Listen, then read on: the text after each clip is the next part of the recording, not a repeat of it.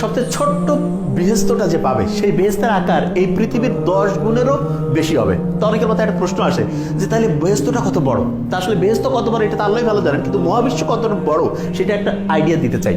এই যে পৃথিবী আছে সেই পৃথিবীর যে বলা যেতে পারে পরিধি, এটা হচ্ছে 40,000 কিলোমিটার। আলো যে রয়েছে এটা 1 সেকেন্ডে 3 লাখ কিলোমিটার দৌড়ায়। 1 সেকেন্ডে আলো এই পৃথিবীর চতুর্দিকে 7 বারেরও বেশিবার চক্কর দিতে পারে।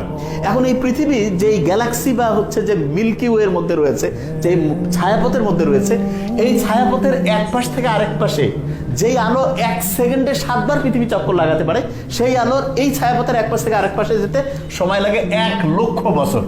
এবং সবচেয়ে ভয়ঙ্কর যে জিনিসটা সেটা হচ্ছে এইরকম ছায়াপথ যেটা আলো এক পাশ থেকে আরেক পাশে যেতে 1 লক্ষ বছর লাগে, এইরকম 2 ট্রিলিয়ন মানে 2 লক্ষ কোটি ছায়াপথের সন্ধান বিজ্ঞানীরা পেয়েছেন।